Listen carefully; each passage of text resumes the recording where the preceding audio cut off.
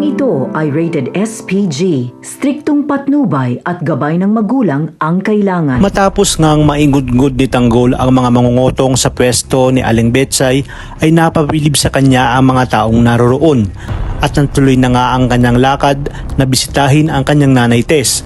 Ngunit hindi pa man siya nakakarating sa pwesto ay makikita niya na ito kasama si Santino. Mapapansin niyang malungkot ang kanyang nanay Tess at katatapos lang umiyak, kaya agad niyang tinanong kung ano ang nangyari.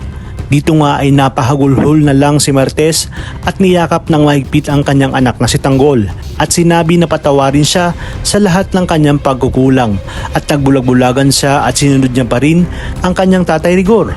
Kaya naman sinabi ni Santino na pinalayas ng kanyang tatay Rigor ang kanilang nanay Tess dahil naroon umano si Lena na kalaguyo ni Rigor na ngayon nga ay nagdadalang tao na. Dahil sa kanyang mga narinig ay halos hindi makapaniwala si Tanggol dahil kilala niya umano na matinong pulis ang kanyang tatay Rigor na hindi gagawa ng kalokohan. Ngunit nagkamali umano siya. Dagdagan pa ng ginawa nito sa kanyang lola Tinding kung saan tinutukan pa nito ng baril si Tinding. Kung kaya't sinabi ni Tanggol sa kanyang sarili na talagang punong-puno na siya at hindi niya na papalampasin ang ginawang ito ng kanyang tatay Rigor. Ayon pa kay Tanggol, matatanggap niya pa umano ang pangbubugbog na ginagawa sa kanya at pagmamalupit ni Rigor. Ngunit sa pagkakataong ito na ang kanyang lola Tinding at nanay Tess na ang kinanti nito ay baka makalimutan niyang ama niya nga si Rigor. Kaya buo na umano ang kanyang pasa na sampahan ng kaso ang kanyang tatay Rigor.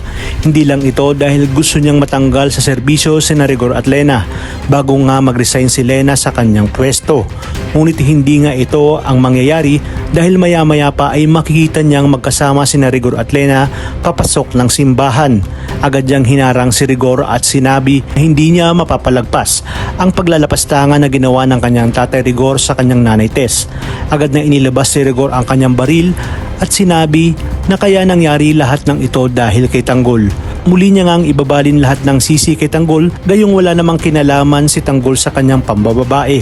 Ngunit hindi nagpatalo si Tanggol dahil binunot niya rin ang kanyang baril at sinabi na magkakaalaman na at ilalabas niya na ang lahat ng kanyang sama ng loob dahil ang tagal-tagal niya na umanong nagtitimpe.